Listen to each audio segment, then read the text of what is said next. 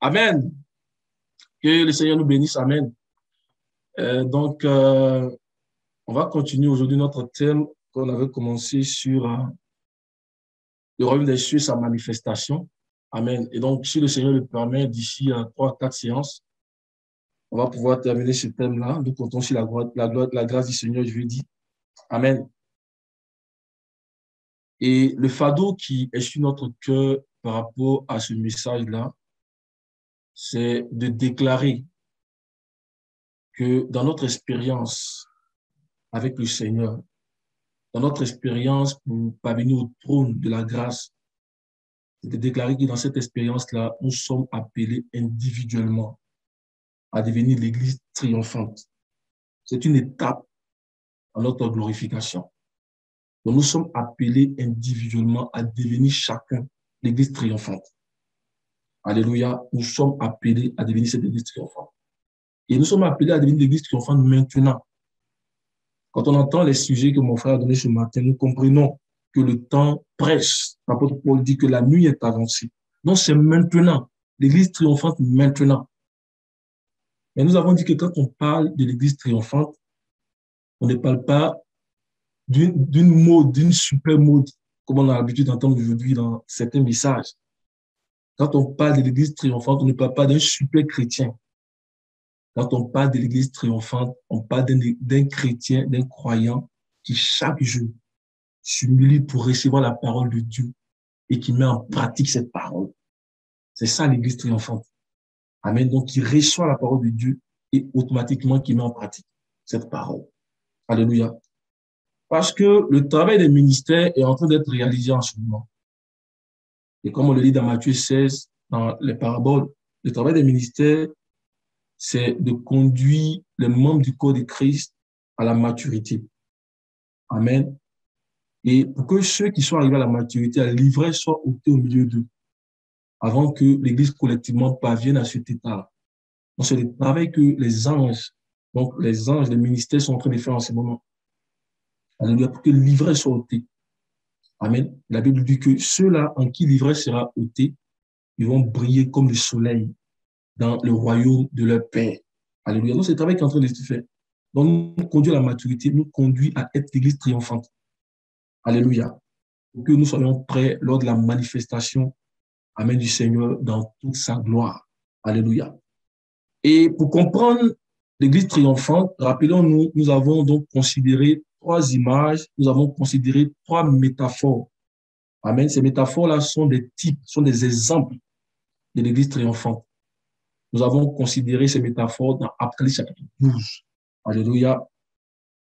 Et ce que nous faisons, c'est de prendre chaque métaphore, c'est de prendre chaque image et de regarder en fait dans les versets là ce qui les entoure. Amen. Parce que nous avons dit que ce qui les entoure, en fait, ce sont les choses qui leur permettent de triompher, donc d'être cette Église triomphante. Nous prenons chaque image, chaque métaphore et nous regardons selon que le Seigneur nous permet de regarder. Alléluia. Et après chapitre 12, nous avons choisi la première métaphore qui est la femme, d'après chapitre 12, cette femme enveloppée du soleil qui a la lune sous ses pieds et une couronne de 12 étoiles sur sa tête. Et la deuxième métaphore que nous considérons, donc, c'est son fils mâle, son fils qui est mis au monde, donc le fils mâle. Et la troisième métaphore que nous allons voir par la suite, c'est le grand aigle. Amen. Je pense que beaucoup de frères m'ont déjà dévancé dans l'enseignement. Nous avons reçu beaucoup de choses. Donc, ils vont nous aider encore à pouvoir, je veux dire, à pouvoir comprendre ce qui va être dit. Alléluia. Donc, nous prenons chaque métaphore et nous regardons ce qui leur permet de triompher. Amen. Et, enfin, amen, on va relire, après chapitre 12, on va relire du verset 1 au verset 5. Et nous allons continuer. Alléluia. Un grand signe parut dans le ciel, une femme enveloppée du soleil, la lune sous ses pieds et une couronne de 12 étoiles sur sa tête. Elle était enceinte et elle criait, étant en travail et dans les douleurs de l'enfantement. Un autre signe parut encore dans le ciel et voici, c'était un grand dragon rouge ayant 7 têtes et 10 cornes et sur ses têtes 7 diadèmes. Sa queue entraînait le tiers des étoiles du ciel et les jetait sur la terre. Le dragon se tint devant la femme qui allait enfanter afin de dévorer son enfant lorsqu'elle aurait enfanté. Elle enfanta un fils qui doit paître toutes les nations avec une verge de fer. Et son enfant fut enlevé vers Dieu et vers son trône. Amen. Amen. Merci, mon frère. Donc, nous avons dit beaucoup de choses sur cette femme. Beaucoup de choses, il y a eu beaucoup de messages sur cette femme. Mais nous pensons que après tout ce qui a été dit sur cette femme-là, nous pensons que nous avons tous compris que ce que nous avons à faire aujourd'hui, individuellement comme collectivement, c'est de crier jour et nuit au Seigneur pour qu'il nous élève à l'état de cette femme. Amen. Si nous avons compris, vraiment, c'est de crier au Seigneur pour qu'il nous élève à l'état de cette femme, pour qu'il nous élève à la dimension, à la même dimension que cette femme, pour qu'il nous élève au même stade que cette femme. Alléluia. Parce que nous avons dit que lorsque tu parviens à cet état, lorsque tu parviens à cette dimension, tu n'as qu'un seul désir passionnant qui t'anime. Tu n'as qu'un seul désir en toi. Alléluia. Et ce désir-là, c'est de devenir de plus en plus comme son fils qu'elle met au monde, le fils mâle. Donc, quand tu parviens là, il n'y a qu'un seul désir. Les choses de ce monde-là deviennent comme une pète pour toi. Alléluia. C'est pour ça que l'apôtre Paul, à un moment donné, il a dit que les choses de ce monde sont comme une pète pour lui. Parce que quand tu parviens à cet état-là, il n'y a qu'un désir passionnant en toi.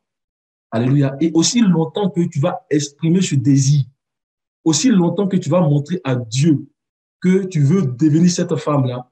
Alléluia. Donc, ce désir passionnant-là va s'exprimer en toi. Amen. Et il va te permettre de donner la vie.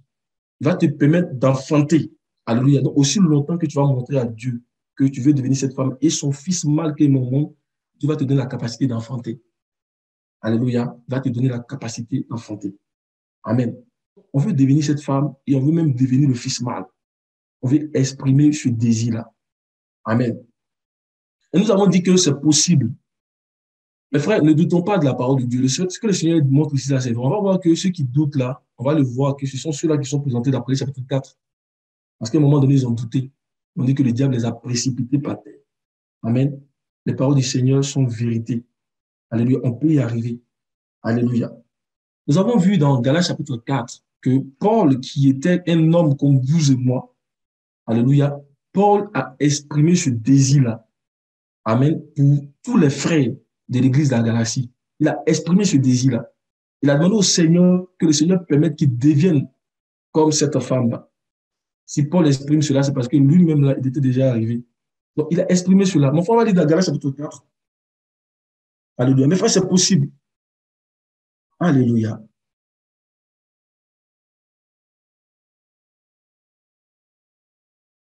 Galates 4, verset 19.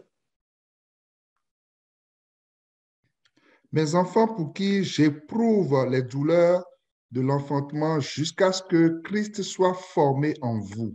Amen. Donc, il se présente comme cette femme-là. Alléluia. Il dit, mes enfants, pour qui j'éprouve les douleurs de l'enfantement. Donc, il les appelle enfants.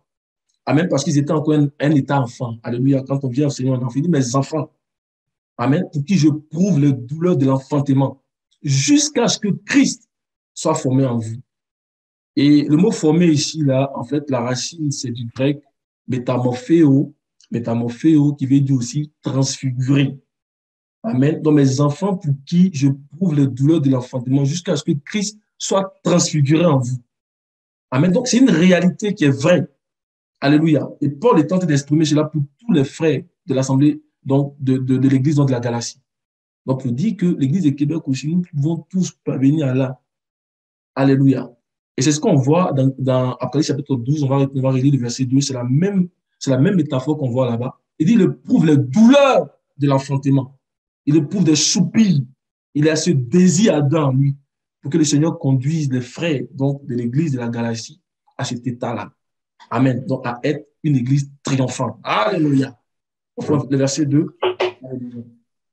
Elle était enceinte et elle criait étant en travail et dans les douleurs de l'enfantement. Amen. On dit qu'elle était enceinte. Alléluia. Elle était enceinte et elle criait les douleurs de l'enfantement. Alléluia. Donc, elle avait ce désir passionnant en elle de devenir le fils mâle. Alléluia, qui est un autre niveau dans notre élévation. Elle criait, elle soupirait. Donc, on voit qu'ils sont au milieu d'une grande crise. Ils sont au milieu d'un grand désir. Ils sont au milieu de grandes tribulations. Ils sont au milieu de grandes épreuves qu'elle était en train de crier. Elle criait. Elle avait ce désir en elle. Seigneur, je veux devenir le fils mâle. Seigneur, je vais être transformé. Je vais parvenir à cet état. Alléluia. Donc, ma foi, tu peux relire aussi Jean 16, verset 21, parce que ces douleurs-là, ces cris-là, ça nous parle aussi de grande tristesse. Amen.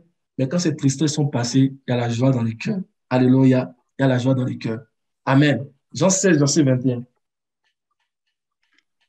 La femme, lorsqu'elle enfante, éprouve de la tristesse parce que son heure est venue.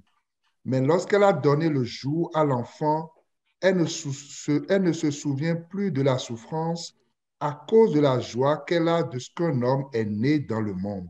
De ce qu'un homme est né dans le monde. Alléluia. De ce qu'un fils mâle est né. Amen. Donc, c'est au milieu de grands désirs que le Seigneur va se révéler à nous. C'est au milieu de grands soupirs, comme le Seigneur lui-même.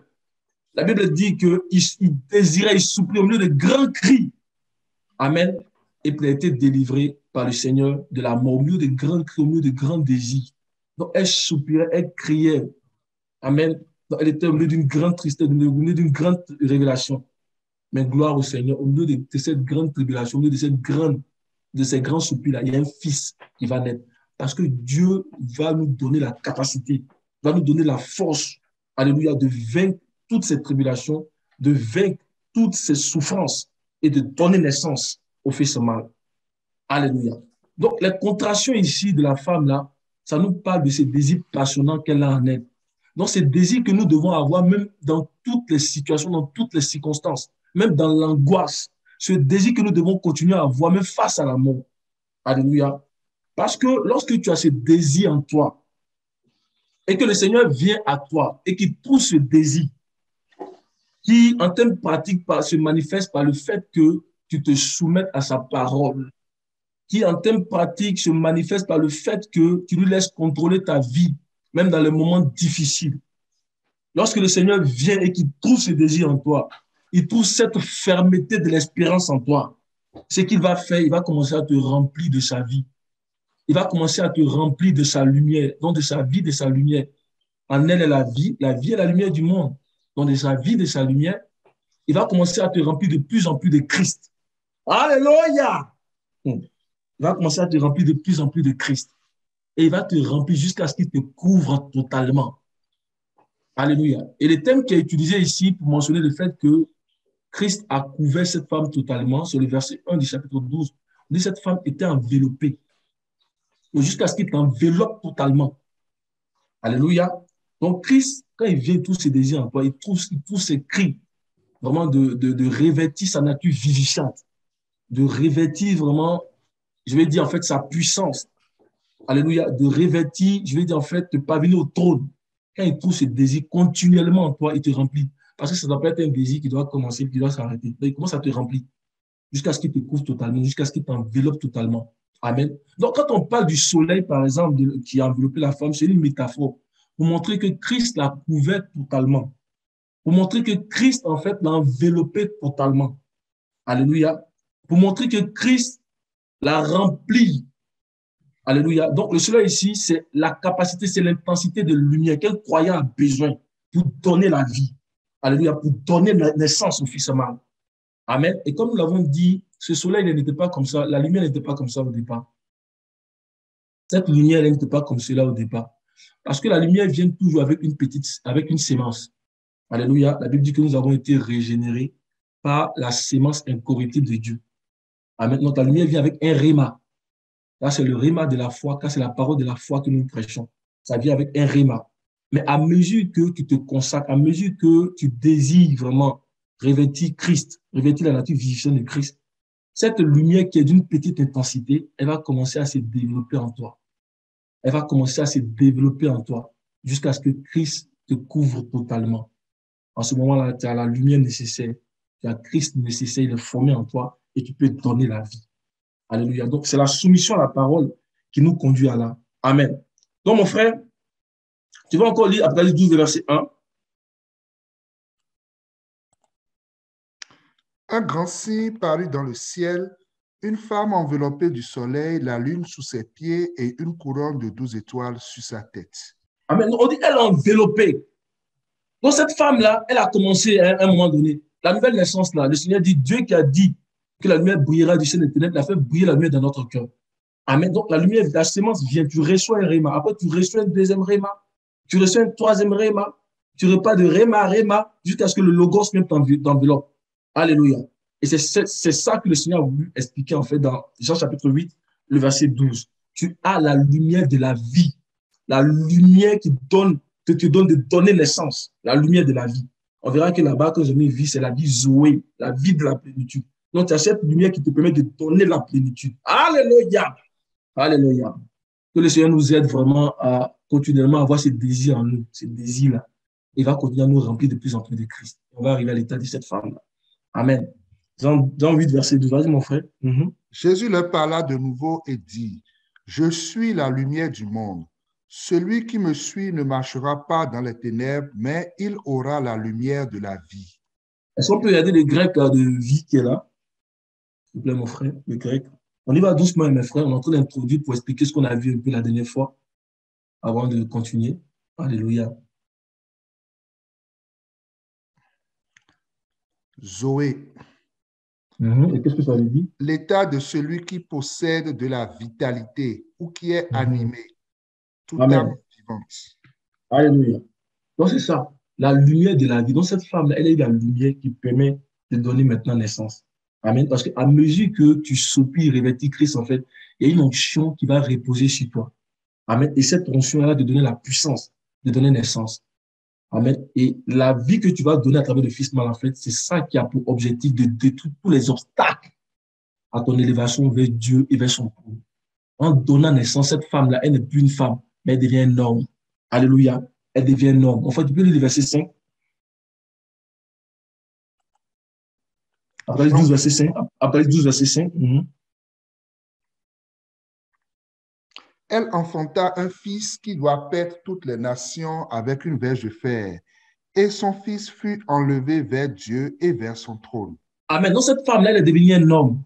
Elle est devenue un fils mâle qui exprime la puissance que nous avons. Alléluia. Une puissance que le Seigneur nous donne sur le royaume des ténèbres. Alléluia. On verra que c'est la maîtrise sur le domaine des ténèbres. Et cette maîtrise a un aspect, c'est que nous pouvons assujettir notre corps. Amen. Mais après, il y a un autre aspect, c'est de jouir le repos que Dieu nous donne dans cette maîtrise-là. Alléluia. On va voir des versets dans la suite qui vont expliquer ces deux aspects-là. Amen. Et mon frère, on va continuer. Alléluia. On va relire encore le verset 5 pour continuer. On voit l'importance de la parole parce qu'on voit que c'est la parole qui nous conduit à là.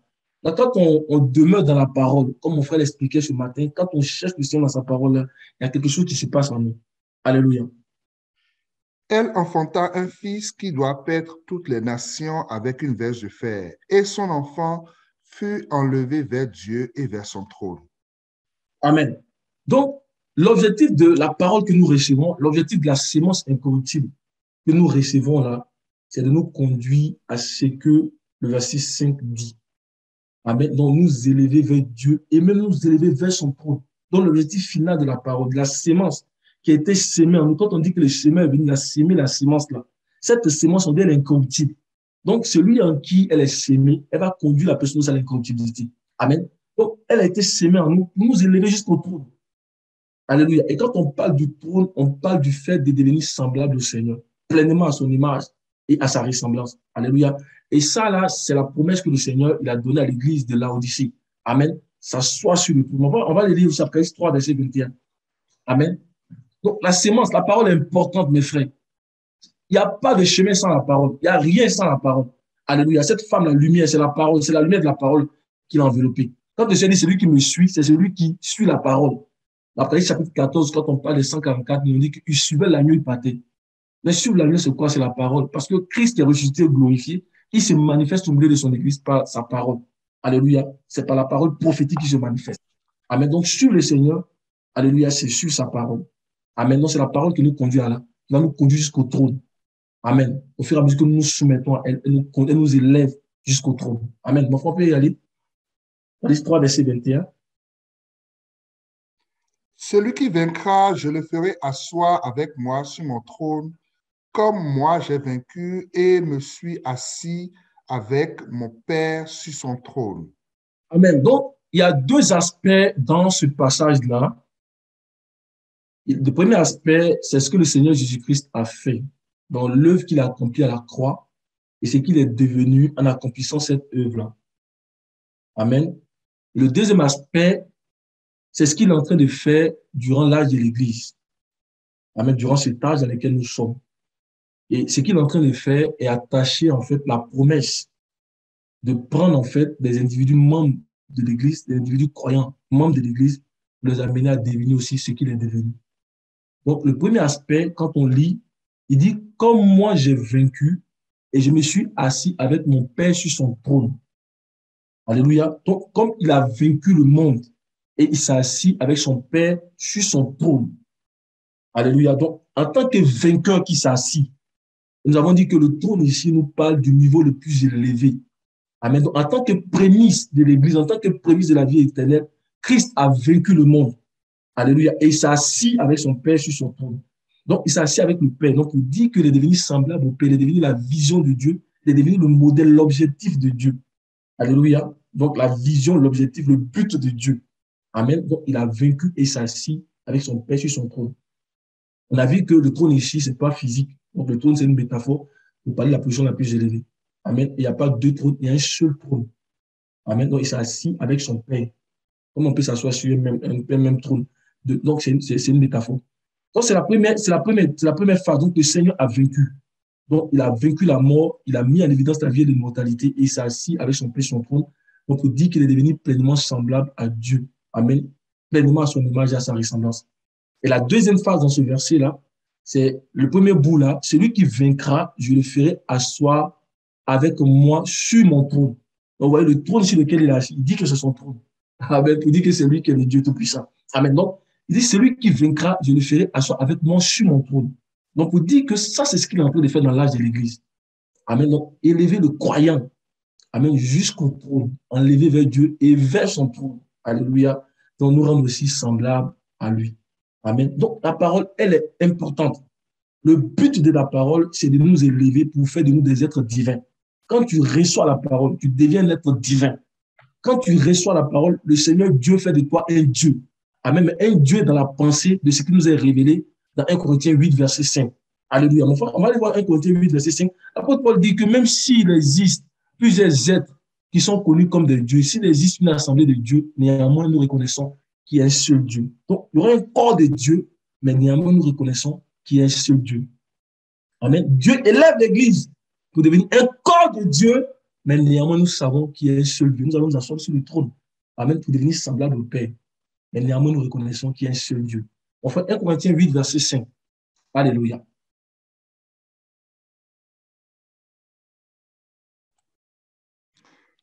Car s'il est des êtres qui sont appelés Dieu, soit dans le ciel, soit sur la terre, comme il existe réellement plusieurs dieux et plusieurs seigneurs. Vas-y, tu dis le verset qui vient après. Néanmoins, pour nous, il n'y a qu'un seul Dieu, le Père. Amen. Le Père de qui viennent toutes choses et pour qui nous sommes, et un seul Seigneur, Jésus-Christ, par qui sont toutes choses et par qui nous sommes. Amen. L'apôtre Paul est en train de révéler un grand mystère ici. Quand il dit qu'il y a un autre aspect dedans, quand il dit que quand il existe plusieurs dieux, plusieurs seigneurs, il est en train de révéler un grand mystère. Alléluia. Il est en train de révéler que la sémence là, va nous conduire à Dieu. Amen. La sémence que nous recevons, la parole que nous recevons, si nous nous soumettons à elle, elle va nous conduire à devenir Dieu. Alléluia. Elle va nous donner Dieu. Mais néanmoins, nous reconnaissons qu'il y a un seul Dieu. Donc, il y a un Dieu qui est au milieu des dieux. Alléluia. Donc, la parole, elle va nous permettre d'être des êtres divins. Amen. Et c'est ça que nous allons voir tout à l'heure. Nous allons expliquer avec des versets pour montrer que la sémence, là, faisons attention à la parole. Les frères, souvent on dit que vous cherchez beaucoup. Faisons attention à la parole. Faisons attention à la parole. La parole, elle est puissante. La parole, c'est Dieu. Quand tu la reçois, tu deviens Dieu. Amen. Dans Jean chapitre 10, il y a un événement qui s'est passé là-bas. Et les Juifs voulaient lapider le Seigneur. Amen. Et pourquoi ils voulaient lapider le Seigneur? Parce qu'ils disaient que le Seigneur blasphème. Ils disaient que le Seigneur s'est fait l'égal de Dieu. Tout simplement parce que le Seigneur disait qu'il était fils de Dieu. Alléluia. Nous allons voir ce que la parole fait. Écoutez bien, nous allons voir ce que la parole fait. La parole de Dieu, là, écoutons bien. Nous allons voir ce que la parole vient faire en nous. Alléluia. Et mon frère, on va lire donc le verset 33 et après le verset 36. Tu dis le verset 33 et après tu dis le verset 36. Pour voir l'objet de la discussion. Et après, maintenant, nous allons lire le verset 34 et le verset 35 pour voir ce que la parole de Dieu vient faire de nous quand nous la recevons et quand nous marchons à travers cette parole-là. Alléluia. Donc, mon frère, on y va donc le verset 33 et le verset 36. Les Juifs lui répondirent, ce n'est point pour une bonne œuvre que nous te lapidons, mais pour un blasphème, et parce que toi qui es un homme, tu te fais Dieu. Verset 36. Celui que le Père a sanctifié et envoyé dans le monde, vous lui dites, tu blasphèmes, et cela parce que j'ai dit, je suis le Fils de Dieu. Regardez bien le verset 36. Le Seigneur dit, celui que le Père a sanctifié et envoyé dans le monde, vous lui dites, tu blasphèmes, et cela parce que j'ai dit que je suis. Quand vous dites que je blasphème, et cela parce que j'ai dit que je suis fils de Dieu. Regardez le verset 33. Verset 33, il dit là-bas que les Juifs répondent, ce n'est point pour une bonne œuvre que nous te lapidons, mais pour un blasphème et parce que toi qui es un homme, tu te fais Dieu. Donc, parce que toi, tu es un homme, tu te dis fils de Dieu. Et parce que tu te dis fils de Dieu, tu te fais l'égal de Dieu. Est-ce que vous comprenez? Donc, parce que tu te dis fils de Dieu, tu te fais l'égal de Dieu. Amen. Cela veut dire quoi? Cela veut dire que quand on parvient à l'état de fils, alléluia, quand on parvient à l'état de fils, quand on parvient à l'état de fils, alléluia, cela nous revêtit des attributs de Dieu. Amen. Cela nous donne le caractère de Dieu, cela nous rend semblables à Dieu. Amen. Et parce que toi, tu es un homme, tu te fais Dieu. Et parce que j'ai dit que je suis le fils de Dieu, c'est pour cela que vous dites que je suis égal à Dieu. Alléluia. Donc, la parole, donc, être fils, alléluia, c'est porter les attributs de Dieu. Être fils, c'est être semblable à Dieu. Être fils, c'est revêtir les caractères de Dieu. On va voir qu'il y a des niveaux dans fils. Alléluia. Maintenant, on va aller voir qu'est-ce qui fait qu'on devient des dieux. Qu'est-ce qui fait qu'on devient des fils de Dieu. Alléluia. Mon frère, le verset 35, le verset 34 et le verset 35. Écoutez bien, mon frère, même, il y a un passage, je vais te demander de dire trois fois. Le verset 35, la fois, le dit 3 fois. Et mes frères, nous allons recevoir la parole. Et alors que nous recevons la parole, elle vient en nous et elle fait de nous des êtres divins. La parole, elle est esprit, elle est vie, elle est puissante. La parole, c'est Dieu lui-même qui vient en nous. Quand elle vient en nous, elle brille dans notre cœur. Dieu qui a dit que la lumière brillerait dans notre cœur. Mais quand nous l'entretenons, elle va nous élever pour nous faire asseoir sur le trône. Aimons la parole, désirons la parole, mes frères. Il y a la vie dedans. Alléluia. Dans le verset 34 et le verset 35. Verset 34. Jésus leur répondit, n'est-il pas écrit dans votre loi, j'ai dit, vous êtes des dieux? Verset 35. Si elle a appelé Dieu ceux à qui la parole de Dieu a été adressée, et si l'écriture ne peut être anéantie, si elle a appelé Dieu ceux à qui la parole de Dieu a été adressée, et si l'écriture ne peut être anéantie, si elle a appelé Dieu ceux à qui la parole de Dieu a été adressée, et si l'écriture ne peut être anéantie. Amen. Amen. Merci, mon frère. Dans le verset 33 et le verset 36, ils ont dit au Seigneur qu'il blasphémait parce qu'il se disait, il proclamait qu'il était fils de Dieu. Amen. Il proclamait qu'il était fils de Dieu. Donc, il était l'égal de Dieu. Donc, fils, c'est l'égal de Dieu. Alléluia. Et donc, il disait qu'il blasphémait. Mais n'oublions pas que, avant de venir à ces versets-là, n'oublions pas que le Seigneur, il a porté l'attribut de Dieu, le Fils de Dieu, durant son ministère. Donc, dans le corps de la chair, là, dans ce corps de la chair, alors qu'il était dans ce corps de la chair, durant son ministère, il a porté l'attribut de Dieu. Amen. Mais Romains nous dit qu'il entrait pleinement dans cet attribut-là par la puissance de la résurrection. Et comme nous suivons les étapes du Seigneur, cela veut dire quoi? Cela veut dire qu'il y a un état de fils que nous sommes appelés à atteindre. C'est vrai que l'apôtre Jean dit que nous sommes des enfants de Dieu. Bien aimé, vous êtes enfants de Dieu. Mais il y a un état de fils, il y a un état de maturité que nous sommes appelés à atteindre étant dans ce corps-là. Mais il y a un état dans lequel Dieu va nous établir par la puissance de la résurrection. Alléluia. Il y a un état que nous sommes appelés à atteindre dans ce corps-là. Parce que le Seigneur, dans ce corps-là, il était appelé fils de Dieu, il était fils de Dieu. Mais Romain dit que par la puissance de la résurrection, il est entré pleinement dans cet attribut-là. Amen. Souvenons-nous que quand Dieu commence à faire son travail de la rédemption en nous, ce qu'il fait d'abord, c'est de nous créer à son image. Amen. C'est de nous créer à son image. Si vous lisez Genèse, vous allez voir que on dit Adam était à l'image de Dieu, mais il n'est jamais mentionné qu'Adam était à la ressemblance de Dieu. Donc, il commence par son image et après par sa ressemblance. L'image nous parle de la beauté morale, il nous transfère son caractère. Mais ce caractère, il nous transfère progressivement. Lorsque nous venons au Seigneur, nous sommes moralement imparfaits. Mais alors que nous recevons les exigences du Seigneur, Amen, le Seigneur nous transforme jusqu'à ce que notre caractère soit comme lui, jusqu'à ce que nous recevons cette beauté morale. Amen. Et après, maintenant, il va nous donner sa manifestation, c'est-à-dire sa puissance, sa ressemblance, sa gloire. Amen. Donc, il n'est jamais fait mention qu'Adam était à la ressemblance de Dieu. Mais quand l'apôtre Paul, sinon l'auteur de l'Épître aux Hébreux, quand il commence à parler, il dit que c'est Jésus qui a été abaissé au-dessous des anges. C'est lui que nous voyons couronné de gloire et de magnificence. Alléluia. Il est tenté de parler de la manifestation. Amen. Il est entré pleinement dans la manifestation de Dieu. Alléluia. Donc, c'est vraiment important. Il y a un état de fils que nous sommes appelés à atteindre alors que nous sommes dans ce corps. Son fils mal étant enlevé vers Dieu, vers son trône. Vers Dieu. Il y a un état de fils que nous sommes appelés à atteindre. Alléluia. Quand vous lisez le verset 4 de l'Apocalypse chapitre 12, il est dit là-bas qu'elle enfanta un enfant. On dit qu'elle avait dans son ventre un enfant. Amen. Mon frère peut le dire. Il peut m'en revenir ici, Apocalypse 4, 12, verset 4. Que le Seigneur nous élève vraiment à atteindre l'état de fils. Alléluia. Vas-y, mon frère. Ça que entraînait le tiers des étoiles du ciel et les jetait sur la terre. Le dragon se tint devant la femme qui allait enfanter afin de dévorer son enfant lorsqu'elle aurait enfanté. Afin de dévorer son enfant lorsqu'elle a enfanté. Donc, c'est un état. Alléluia. Maintenant, verset 5.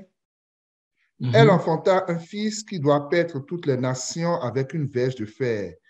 Et son enfant fut enlevé vers Dieu et vers son trône. Amen. Maintenant, on va retourner maintenant dans Jean. Là. Alléluia. Donc, il y a un état que nous sommes appelés à atteindre. Maintenant, regardons bien le verset 35. Regardez bien le verset 34. Jésus, le Seigneur dit, n'est-il pas écrit dans votre loi, j'ai dit vous êtes des dieux. Donc, j'ai dit ici, là, c'est Dieu qui le dit, parce qu'on va voir la référence tout à l'heure dans le Psaume 82. Il dit, dis donc, Dieu qui est Dieu, c'est lui qui peut proclamer que nous sommes dieux. Alléluia. C'est lui qui peut faire de nous des dieux. S'il y a plusieurs êtres dans le ciel ou sur la terre qui sont appelés des dieux, néanmoins, nous reconnaissons qu'il y a ce Dieu. J'ai dit vous êtes des dieux. Maintenant, qu'est-ce qui fait que vous êtes des dieux? Donc, c'est la question que nous posons. Qu'est-ce qui fait que vous êtes des dieux? Alléluia. Le verset 35 vient répondre à ça. Si elle a appelé Dieu ceux à qui la parole était adressée, si elle a appelé Dieu ceux à qui la parole était adressée, si elle a appelé Dieu à ceux à qui la parole était adressée. Amen. Mon frère, on va chercher une autre version pour voir adresser là. Qu'est-ce qui est mis là-bas? Alléluia. Ceux à qui la parole était adressée. Alléluia.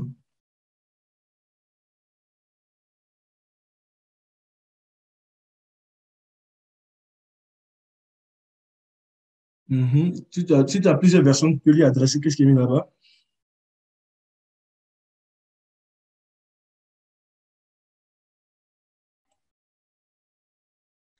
Que tu trouves pas une autre. Vas-y, enseigne-moi. Or, on ne saurait discuter le témoignage de l'Écriture. Si donc votre loi appelle Dieu ceux auxquels s'adresse la parole de Dieu. Ok. Non, c'est bon, mais il y a une autre version que j'avais vue, ceux qui ont reçu la parole. Alléluia. Donc, c'est ceux qui ont reçu la parole que le Seigneur appelle Dieu. Alléluia. Ceux qui ont reçu la parole que le Seigneur appelle Dieu. J'ai dit, vous êtes des dieux. Si elle a appelé Dieu, ceux qui ont reçu la parole. Donc, ceux qui ont reçu la parole et qui la mettent en pratique, Dieu les appelle Dieu. Alléluia. Donc, le but de la parole, le but de la sémence incorruptible, le but de la voix de Dieu que nous entendons lorsque nous méditons les Écritures, ce but-là, alléluia, c'est de nous élever pour faire de nous des dieux, de faire de nous des dieux et de nous établir pleinement dans cette réalité. Parce que le mot Dieu qui est ici, mon frère, tu vas regarder dans le grec, le mot Dieu là, alléluia, le mot Dieu,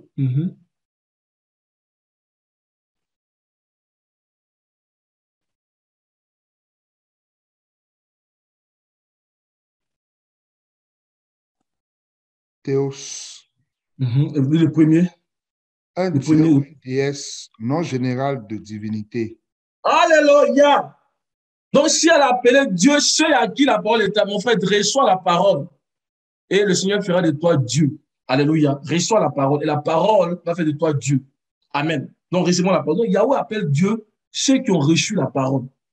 Alléluia. Donc, comprenons par là ceux qui mettent en pratique la parole, ceux qui marchent selon la parole, ceux qui discernent les choses selon la parole. Alléluia. Donc, si elle a appelé Dieu, ceux à qui la parole a été annoncée. C'est-à-dire, j'ai dit, vous êtes des dieux. Amen. Parce qu'il envoie sa parole, que nous recevons la parole, il fait de nous des dieux. Alléluia. Et le verset 35, encore, mon frère, si on relit le verset 35, il a dit, et si l'écriture ne peut être anéantie? Alléluia. Et si l'écriture ne peut être anéantie? Donc, mon frère, on peut relire le verset 35 encore de Jean chapitre 10, là. Mm-hmm. Si elle a appelé Dieu ceux à qui la parole de Dieu a été adressée, et si l'écriture ne peut être anéantie. Amen. Donc, si elle a appelé Dieu ceux à qui la parole de Dieu était adressée, si l'écriture, ça veut dire que cette promesse de Dieu, de faire de nous des dieux là, de se créer un corps de Dieu là, cette promesse là, elle ne peut pas être anéantie. Parce que l'écriture ne peut pas être anéantie. C'est une promesse qui est assurée. C'est une promesse qui est assurée. Dieu veut se former un corps de Dieu. Et lui-même, Dieu va juger au milieu de ces dieux là. Alléluia. Donc, c'est une promesse qui peut être anéantie. C'est pour cela que dans Actes chapitre 13, verset 24, il est dit là-bas que de parler des grâces saintes accordées à David, il est dit ces grâces qui sont assurées. Donc, la promesse de Dieu de nous élever pour faire de nous des dieux, de nous établir pleinement dans cette réalité-là, cette promesse-là, alléluia, elle ne peut être anéantie. C'est une promesse qui est assurée. Bon, enfin, comme tu peux le lire, dans Acte là, ouais, tu peux le lire aussi. Acte 13, verset 24. Avant sa venue, Jean avait prêché le baptême de repentance à tout le peuple d'Israël. Pardon, Acte 13, ok. Lis le verset 24.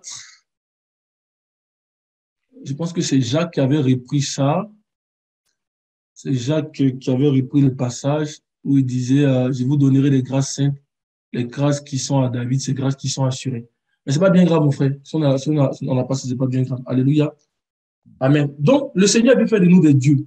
Alléluia. Il veut que nous recevions sa parole pour faire de nous des dieux. On va voir la définition biblique de tout à l'heure de ce que ça veut dire Dieu. Mais le Seigneur veut que nous puissions recevoir sa parole. Recevons sa parole. Il va faire de nous des dieux. Amen. Il veut nous établir dans un état de fils alors que nous sommes encore dans ce corps-là. Il veut nous faire entrer pleinement dans cet état-là par la puissance de la résurrection. Amen. Mon frère, Romains chapitre 1 que j'avais dit, on va lire à partir du verset 1. Donc, Christ était appelé fils de Dieu. Il était fils de Dieu. Alléluia. Il a dit à Simon Pierre, tu es Pierre, fils de Pierre, je vais bâtir mon église parce que Pierre a dit que tu es le fils de Dieu. Donc, dans les jours de sa chair, il était fils de Dieu. Même il a été établi fils de Dieu pleinement par la puissance de la résurrection. Allez, mon frère, on peut y aller. Paul, serviteur de Jésus-Christ, appelé à être apôtre, mis à part pour annoncer l'évangile de Dieu, qui avait été promis auparavant de la part de Dieu par ses prophètes dans les saintes Écritures, et qui concerne son fils né de la postérité de David selon la chair, et déclaré fils de Dieu avec puissance selon l'esprit de sainteté par sa résurrection d'entre les morts, Jésus-Christ notre Seigneur, par qui nous avons reçu la grâce et l'apostolat, pour amener en son nom à l'obéissance de la foi tous les païens, parmi lesquels vous êtes aussi, vous qui avez été appelés par Jésus-Christ, à tous ceux qui à Rome sont bien-aimés de Dieu, appelés à être C'est bon, mon saints. frère. Amen. Donc, Christ était fils de Dieu dans le jour de sa chair. Amen. Mais il était déclaré fils de Dieu par la puissance de la résurrection. Il est devenu un esprit vivifiant. Amen. Donc, il y a un état de maturité où le Seigneur veut nous amener. Alléluia. Alors que nous sommes encore dans ce corps-là. Amen. Et il y a un état dans lequel il va nous établir pour des esprits vivifiants, des fils de Dieu, par la puissance de la résurrection. Alléluia. Amen. Donc, c'est la parole qui vient faire de nous des dieux. Si elle a appelé Dieu ceux à qui la parole était adressée, si elle a appelé Dieu ceux qui ont reçu la parole. Donc, reçois la parole, mon frère. Et le Seigneur va faire de toi un Dieu. Alléluia. Mais on va aller maintenant relire le verset 35. Le verset 35, donc, de verset 34, pardon, donc de Jean 10. Et nous allons retrouver la référence. Amen. Jésus leur répondit, n'est-il pas écrit dans votre loi, j'ai dit, vous êtes des dieux? Amen. Il dit, n'est-il pas écrit dans votre loi? Donc, nous allons nous transporter dans la loi et les prophètes. Donc, pour aller voir la référence de ce passage, et nous allons voir la définition de ce que ça veut dire Dieu ici. Alléluia. Et après, nous allons comprendre quand on dit le Fils mâle qui a été élevé vers Dieu, vers son trône. Alléluia. Amen. On va aller dans le psaume 82. Le psaume 82. Alléluia. Et on va lire du verset 1 au verset 6. Mais faisons très attention au verset 6, au verset 1 au verset 6. Alléluia, le psaume 82. Psaume d'Asaph. Dieu se tient dans l'assemblée de Dieu, il juge au milieu des dieux. Alléluia. Dieu se tient dans l'assemblée de Dieu, il juge au milieu des dieux. Donc, il se tient dans l'assemblée de ceux qui ont reçu sa parole. Il se tient dans l'assemblée de ceux qui comprennent son langage. Il se tient dans l'assemblée de ceux qui portent sa parole comme une marque. Il se tient dans l'assemblée de ceux qui marchent par sa parole. Alléluia. Il se tient dans l'assemblée de ceux qui portent son nom sur leur front. Donc, qui ont le caractère de Dieu. Donc, il se tient dans l'assemblée de Dieu. Alléluia. Amen. Reçois la parole et tu feras partie de l'assemblée de Dieu. Et je sais que tu fais partie de l'assemblée de Dieu. Alléluia. Le Seigneur fait de nous des êtres divins. Alléluia. Vas-y, mon frère. Jusqu'à quand jugerez-vous avec iniquité et aurez-vous égard à la personne des méchants? Rendez justice aux faibles et à l'orphelin, faites droit aux malheureux et aux pauvres, sauvez le misérable et l'indigent, délivrez-les de la main des méchants. Ils n'ont ni savoir ni intelligence, ils marchent dans les ténèbres. Tous les fondements de la terre sont ébranlés. J'avais dit, vous êtes des dieux, vous êtes tous des fils du Très-Haut. Amen. Il dit, j'avais dit, vous êtes des dieux, vous êtes tous des fils du Très-Haut. Amen. Donc, être des dieux ici, c'est être égal aux fils du Très-Haut. Le Seigneur dit, vous voulez me lapider, pourquoi? Même c'est votre loi, c'est vous qui êtes des docteurs de la loi. C'est votre loi. Mais n'est-il pas écrit dans votre loi que vous êtes des dieux? Parce que j'ai dit que je suis fils du Très-Haut et vous voulez me lapider. Mon frère, vous voulez te lapider, mais il faut le dire. Alléluia. Que c'est le Seigneur même qui a dit que j'ai dit que vous êtes des dieux, vous êtes des fils du Très-Haut. Donc Dieu ici, c'est égal à fils. Nous avons vu que c'est quand tu reçois la parole du Seigneur que le Seigneur t'amène à ce niveau-là. Parce que même dans ce passage, il donne certaines choses, ceux qui jugent avec justice, ceux qui font droit aux orphelins. Alléluia. Alors Dieu commence à t'appeler son fils. Alléluia, il t'appelle Dieu. C'est un état. Amen. Mais il va t'amener pleinement dans cet état-là par la puissance de la résurrection. Alléluia. Et la mort n'est pas forcément le chemin par lequel on arrive à la vie, mais la résurrection, c'est le chemin par lequel le Seigneur va nous amener à la vie. Alléluia. Et donc, il dit encore, en fait, tu vas relire le verset 6. J'avais dit, vous êtes des dieux, vous êtes tous des fils du Très-Haut. Amen. J'avais dit que vous êtes des dieux, vous êtes tous des fils du Très-Haut. Amen. Donc, comme on a mentionné, en fait, c'est la parole qui nous établit dans cette réalité. Et c'est la parole encore qui va nous élever bien au-delà de la sphère la plus élevée des anges. C'est la parole qui va nous établir pleinement dans cette réalité. Alléluia. Donc, la question que je vais poser à nouveau encore, qu'est-ce qui fait de nous des dieux? Si quelqu'un a compris, peut écrire. Qu'est-ce qui fait de toi des dieux? Qu'est-ce qui peut faire de toi un Dieu?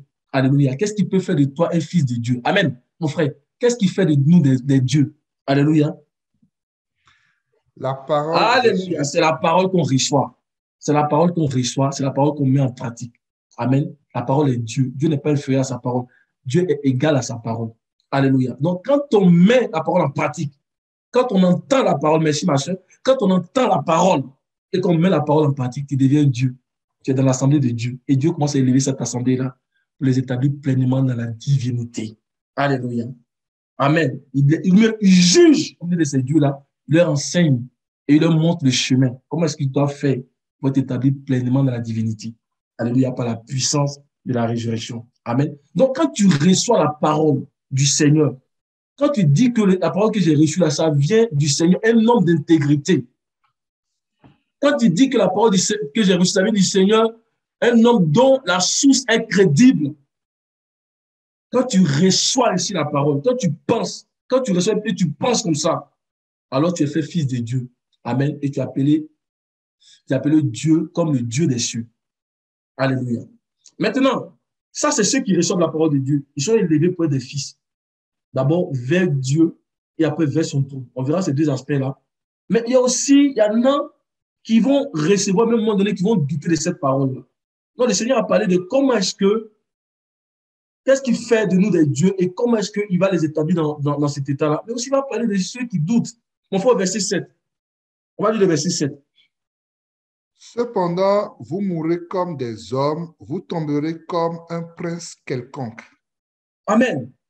Quand tu reçois la parole de Dieu et que tu la mets en pratique, Dieu t'élève avec lui. Quand tu reçois la parole de Dieu, que tu te soumets à la parole de Dieu, Dieu fait de toi un vainqueur et va t'établir sur le trône. Alléluia. Et si tu reçois la parole de Dieu et que tu marches dans cette parole-là, ce qui est Dieu, verset 7, ne va jamais s'appliquer à toi. C'est parce qu'ici, Dieu avait établi un groupe de personnes, Dieu, mais après, ils ont changé. Donc, ce qui est Dieu, verset 7, ne va jamais s'appliquer à toi. Dieu fera de toi un prince.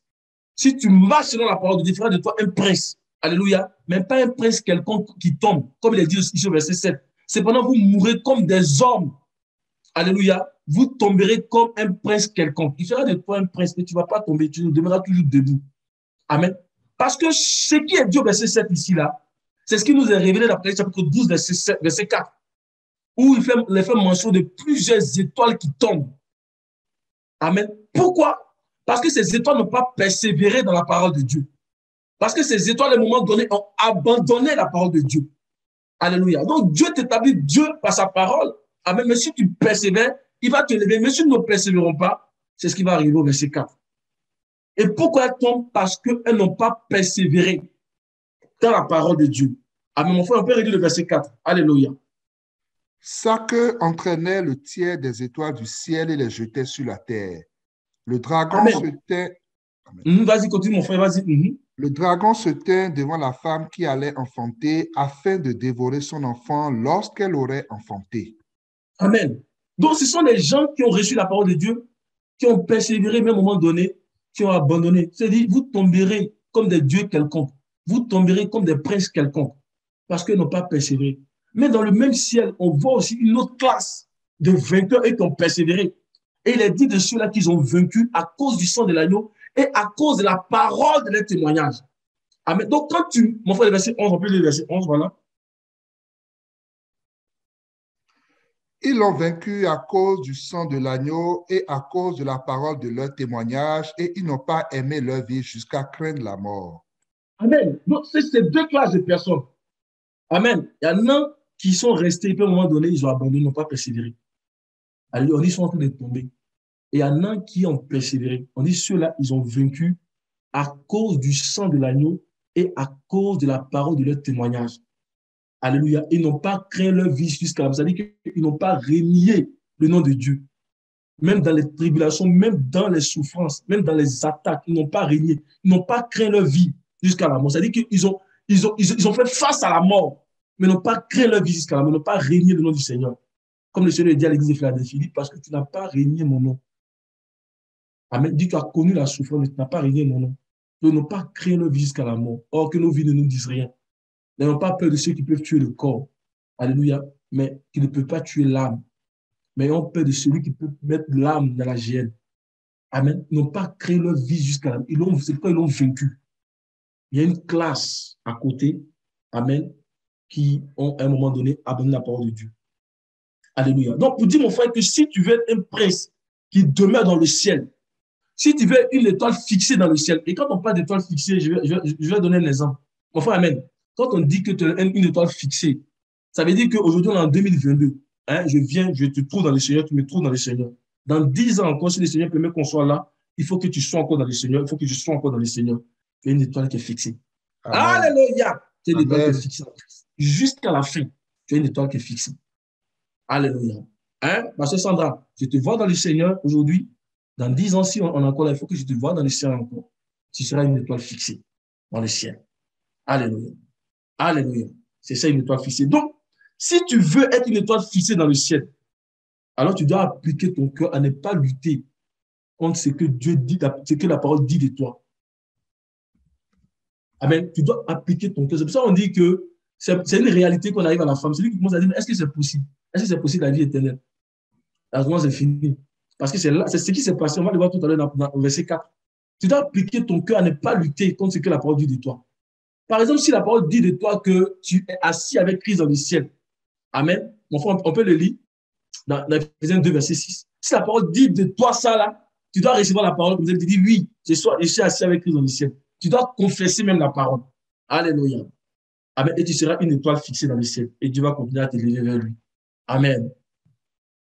Éphésiens 2, verset 6. Mhm. Il nous a ressuscités ensemble et nous a fait asseoir ensemble dans les lieux célestes en Jésus-Christ. Alléluia. Donc, si la parole dit que tu es assis avec le Seigneur, tu reçois cette parole et même tu la confesses. Alléluia. Parce que les batailles spirituelles, en fait, sont remportées lorsque on laisse la parole nous remplir et qu'on confesse cette parole. Alléluia. C'est de l'abondance du cœur que la bouche parle. Amen. Donc, tu dois t'appliquer à ne pas lutter avec les promesses que Dieu dit de toi, avec ce que la parole dit de toi. Tu dois t'appliquer à ne pas lutter. L'homme charnel, l'homme naturel, tu dois lui dire que ce n'est pas à lui de te commander quelque chose. David dit, toi, mon âme, bénis le Seigneur. Tu dois commander à ton âme d'écouter et de mettre en pratique la parole de Dieu. Alléluia. Parce que Dieu t'a donné son esprit pour ça. Tu as reçu l'esprit de la vie du Seigneur. Alléluia. Tu as reçu l'esprit de puissance du Seigneur. Donc, tu dois commander, tu dois dire, mon âme, tais-toi. Ce que la parole de Dieu dit, c'est ça. La parole dit, je tiens ma chair assujettie. Tais-toi, ma chair.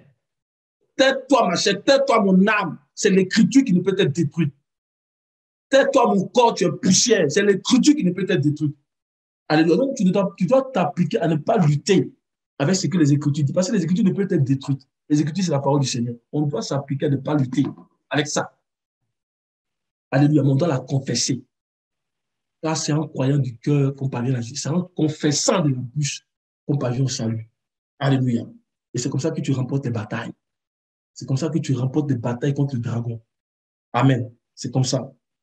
Alléluia. Donc, si le Seigneur dit que tu es assis avec lui dans le ciel, tu ne dois pas penser, tu ne dois pas agir comme étant assis en fait dans un autre endroit. Alléluia. Celui qui veut demeurer assis dans les lieux célestes avec le Seigneur, il doit recevoir la parole de Dieu. Il doit marcher conformément à cette parole. C'est la parole qui nous élève vers Dieu et vers son trône. Alléluia. Bon, on va encore relire le verset 4. Amen. Je vois qu'il est 55 là. On va y aller. Sa queue entraînait le tiers des étoiles du ciel et les jetait sur la terre. Le dragon se tint devant la femme qui allait enfanter afin de dévorer son enfant lorsqu'elle aurait enfanté. Amen. Donc, mes frères, on ne doit pas lutter contre la parole, on ne doit pas douter de la parole, parce que ceux qui doutent de la parole, ceux dont il est fait mention dans le Somme 80, verset 7, c'est ceux-là ici, qui sont en train de tomber. Alléluia. Parce que normalement, le diable n'a pas autorité sur cette sphère dans laquelle nous sommes assis avec Christ. La Bible dit que nous sommes assis avec Christ dans les lieux célestes. Il n'a pas autorité. Alléluia. Mon frère, on va aller dans Éphésiens 1, à partir du verset 15, on va voir cette sphère-là. Elle est au-dessus de la sphère démoniaque. Donc, le diable n'a pas autorité. Et on va se poser la question, mais comment il fait pour aller chercher des étoiles dans une sphère dont il n'a pas l'autorité? Et ça va nous aider à faire beaucoup attention à notre vie. Comment est-ce qu'il n'a pas autorité? Où tu es assis, le diable ne peut pas te toucher. On va le voir tout à l'heure dans 1 Jean chapitre 5. La Bible dit qu'il va tenter plusieurs fois, mais celui qui pêche, il ne peut pas le toucher. Celui qui ne pêche pas, tant que tu pêches, il ne peut pas te toucher. Il essaie à plusieurs reprises, mais il ne pourra jamais te toucher parce que tu es dans une sphère de gloire. C'est dans une sphère dont Christ a autorité. Donc l'ennemi ne peut pas te toucher dans cette sphère. Ce n'est pas possible. Mais il va utiliser une de ses armes puissantes. Et c'est comme ça qu'il fait tomber plusieurs étoiles. Alléluia. Et il les empêche. Il empêche les étoiles d'être élevées vers Dieu. Enfin, on va y aller. Il faisait à partir du verset 15 au verset 18. C'est pourquoi moi aussi, ayant entendu parler de votre foi au Seigneur Jésus. Vas-y, verset 20 à 21. Il l'a déployé en Christ en le ressuscitant des morts et en le faisant asseoir à sa droite dans les lieux célestes, au-dessus de toute domination, de toute autorité, de toute puissance, de toute dignité et de tout nom qui se peut nommer non seulement dans le siècle présent, mais encore dans le siècle à venir. C'est ça. Donc, il a fait asseoir au-dessus. Et la Bible dit que c'est là-bas que nous sommes assis avec le Seigneur. Donc, l'ennemi n'a pas autorité. Il ne peut même pas arriver dans cette sphère. Ce n'est pas possible. Alors, mais comment fait-il pour aller faire tomber des étoiles dans cette sphère-là? Comment est-ce qu'il fait?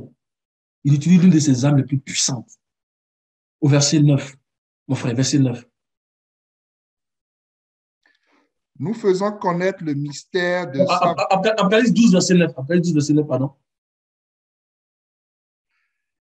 Et il fut précipité le grand dragon, le serpent ancien appelé le diable et Satan, celui qui séduit toute la terre. Il fut précipité sur la terre et ses anges furent précipités avec lui. Amen. Non, c'est la séduction qu'il utilise. On verra la prochaine fois qu'en fait, il y a deux âmes qui sont ici révélées. Donc, la séduction, mais il utilise aussi une sagesse, la sagesse démoniaque. C'est cette sagesse-là qu'il a donnée à Adam et Ève dans le jardin d'Éden. Alléluia, cette sagesse-là qu'il a donnée à Adam et Ève. Et parce que Adam et Ève ont mangé de cette sagesse-là, ils ont été précipités de la sphère de contrôle, de la sphère de gloire dans laquelle ils étaient. Amen. Parce que Adam, que nous voyons, c'est un homme poussé, mais il était rempli d'une gloire. Ça veut dire, qu'est-ce que l'homme, pour que tu te souviennes de lui, dit, tu l'as couronné de gloire et de magnificence. Adam a été créé dans une innocence parfaite. Mais le diable leur a donné cette sagesse-là. Et quelle est cette sagesse-là? Quand il est venu parler à l'homme et à la femme, il a dit non, Dieu a dit que le jour où vous mangerez, vous allez mourir. Ça, c'est la parole de Dieu, c'est ce que les Écritures disent. Ceux qui reçoivent les Écritures, Dieu fait Dieu des dieux là. Quand Dieu dit que tu vas mourir, quand tu manges, tu vas mourir. Donc tu dois dire, ah si je mange, je vais mourir. Mais quand le diable est venu, il a dit non, Dieu sait que vous ne mourrez pas. Donc toutes les paroles qui vont s'opposer à l'évangile de Jésus-Christ, toutes les paroles qui vont s'opposer à la vérité, c'est la sagesse démoniaque. Et quand Adam et Ève ont mangé de cette sagesse-là, automatiquement, ils ont été précipités. L'arbre, c'est le serpent, et le serpent, c'est l'arbre. Le Seigneur dit que tout bon arbre va donner de bons fruits, mais le mauvais arbre donne de mauvais fruits. L'arbre, c'est le serpent. Alléluia. Donc, il leur a donné cette sagesse-là, et ils ont mangé. Et automatiquement, tout ce qui vient pour s'opposer à la parole du Seigneur, c'est une sagesse démoniaque. Alléluia.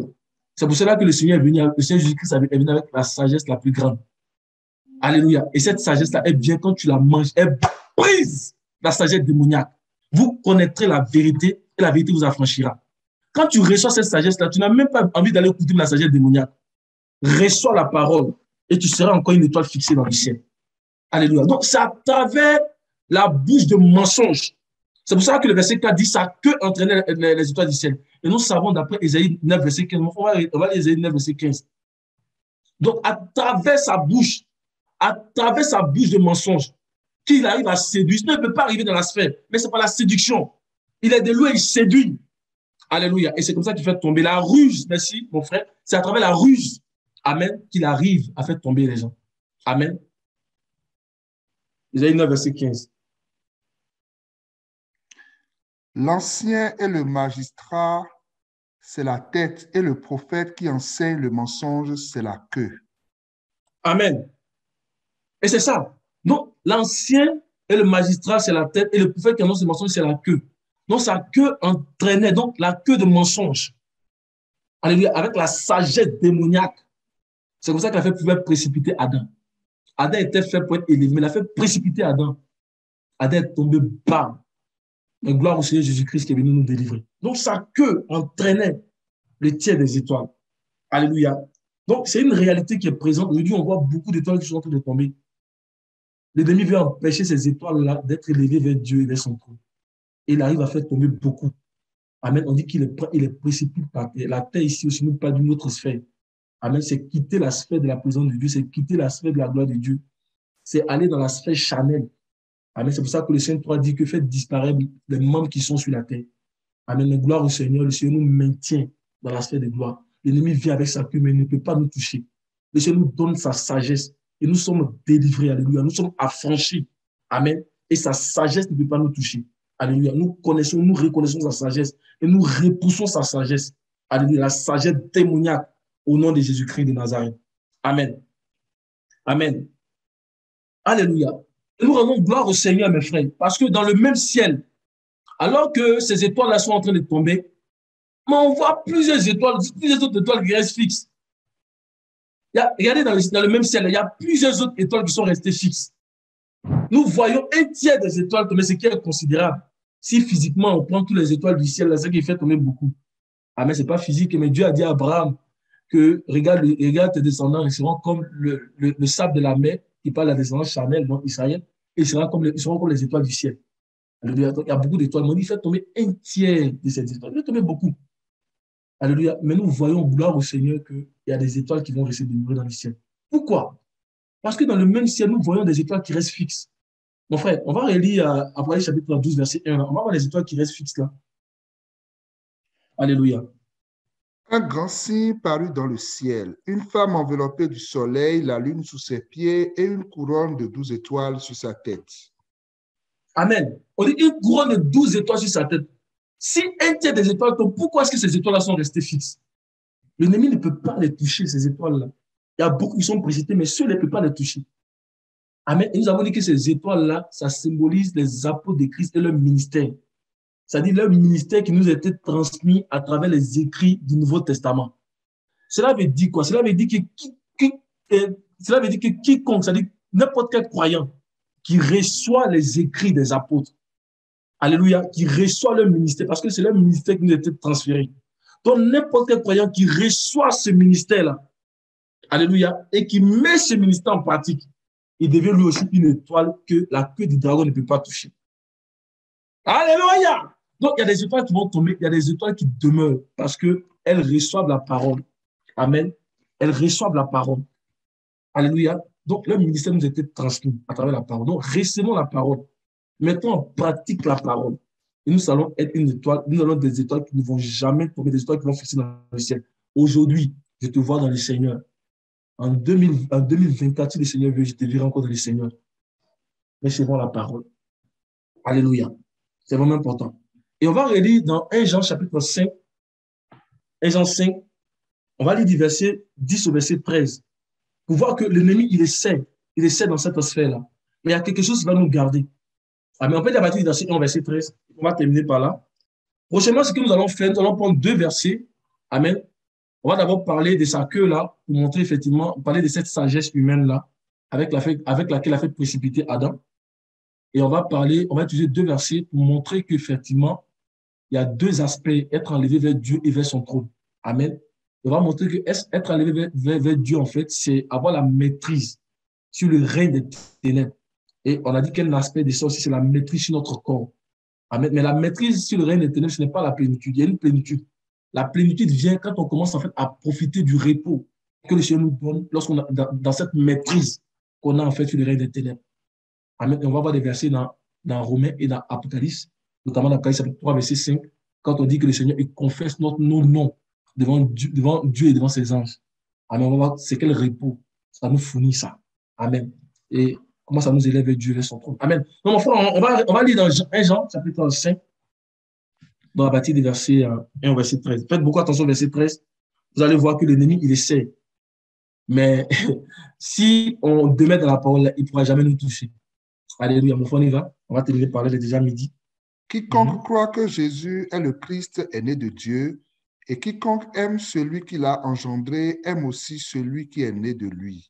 Nous connaissons que nous aimons les enfants de Dieu lorsque nous aimons Dieu et que nous pratiquons ses commandements. Car l'amour de Dieu consiste à garder ses commandements. Et ces commandements ne sont pas pénibles parce que... Donc, ce n'est pas pénible là. Si le Seigneur nous demande de lire de Genèse chapitre 1, verset 1, jusqu'au dernier chapitre de l'Apocalypse 22, ce n'est pas pénible. Ce n'est pas pénible, mes frères.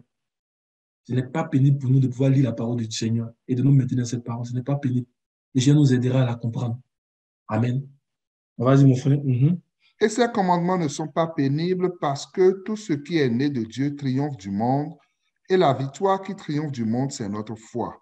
Alléluia. Qui est celui qui a triomphé du monde, sinon celui qui croit que Jésus est le Fils de Dieu?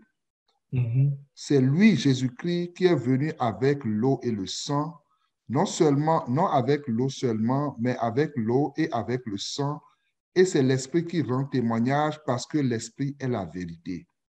Car il y en a 3 qui rendent témoignage, l'Esprit, l'eau et le sang, et les 3 sont d'accord. Si nous recevons le témoignage des hommes, le témoignage de Dieu est plus grand, car le témoignage de Dieu consiste en ce qu'il a rendu témoignage à son Fils. Celui qui croit au Fils de Dieu a ce témoignage en lui-même. Celui qui ne croit pas, Dieu le fait menteur. Celui qui ne croit pas Dieu le fait menteur, puisqu'il ne croit pas au témoignage que Dieu a rendu à son Fils. Et voici ce témoignage, c'est que Dieu nous a donné la vie éternelle et que cette vie est dans son Fils. Celui qui a le Fils a la vie, celui qui n'a pas le Fils de Dieu n'a pas la vie. Verset 13.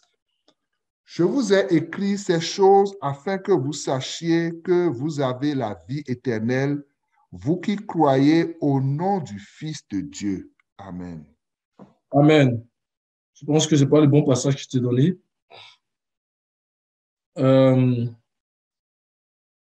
Va jusqu'au verset 18. Va jusqu'au verset 18. Nous avons Lis auprès de lui cette assurance que si nous demandons quelque chose selon sa volonté, il nous écoute. Et si nous savons qu'il nous écoute, quelque chose que nous demandions, nous savons que nous possédons la chose que nous lui avons demandée. Si quelqu'un voit son frère commettre un péché qui ne mène point à la mort, qu'il prie et Dieu donnera la vie à ce frère. Il la donnera à ceux qui commettent un péché qui ne mène point à la mort. Il y a un péché qui mène à la mort, ce n'est pas pour ce péché-là que je dis de prier.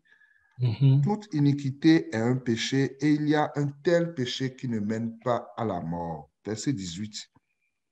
Nous savons que quiconque est né de Dieu ne pêche point, mais celui qui est né de Dieu se garde lui-même et le malin ne le touche pas. C'est vraiment important. Sa queue, en fait, pas encore finir. C'est vraiment important. Sa queue entraînait les tiers des étoiles et les jetait à terre. Regardez bien le verset 18.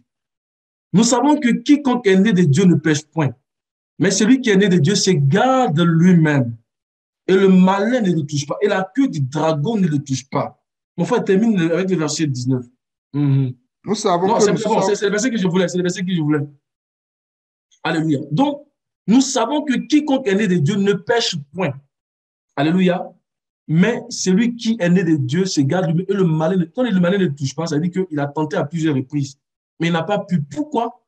Parce que celui qui est né de Dieu ne te pêche point. Alléluia. Il demeure dans la parole. Amen. Et c'est ce qui fait qu'il demeure une étoile fixe dans le ciel. Amen. Nous savons que quiconque est né de Dieu ne pêche point. Mais celui qui est né de Dieu se garde lui-même. Donc, il se garde à travers la parole, il se garde à travers l'obéissance à la parole. Amen. Et le malin ne le touche pas. Et la queue du dragon ne peut pas le précipiter. Il n'est pas une étoile quelconque qui tombe. Mais parce qu'il a reçu la parole du Seigneur, il demeure une étoile fixe dans le ciel. Il demeure une étoile sur la couronne de la femme. Amen. Et le dragon ne peut pas le toucher. Recevons la parole, mes frères. Recevons la parole. Recevons la parole. Demeurons dans la parole. Et l'ennemi ne pourra pas nous toucher. Il va essayer à plusieurs reprises. Il ne pourra pas nous toucher. Même s'ils viennent par des milliers, même s'ils viennent en milliers, ils ne pourront pas nous toucher. Un seul chrétien qui a reçu la puissance, un seul chrétien qui a reçu la nouvelle naissance, tout le roi d'éternel ne peut pas même l'atteindre s'il ne pêche pas. On dit le malin ne peut pas le toucher. Donc, il tente, il essaie, mais il ne peut pas. Alléluia. Nous recevons la parole, il ne pourra pas nous toucher. Et Dieu va continuer à nous élever vers Dieu, vers lui et vers son trône, et nous établir sur le trône de la divinité. On va s'arrêter ici pour aujourd'hui. Amen. Nous bénissons le Seigneur et prochainement, on va revenir pour aller continuer sur les deux aspects, donc sur Dieu, vers Dieu et vers son trône. Et nous allons prier le Seigneur. Nous allons prier le Seigneur. Et quand je vais finir, je vais demander à la sœur Sandra de prier. Nous allons prier, nous allons chanter, nous allons prier le Seigneur. Et ce dont nous voulons vraiment demander, c'est de dire au Seigneur, vraiment, donne-nous de recevoir ta parole. Parce que lorsque nous recevons la parole du Seigneur, Dieu est en train de se former une assemblée de Dieu. Et il est au milieu de ces dieux-là, et il leur montre comment juger, il leur montre comment faire les choses et les élève vers lui. Alléluia. Amen.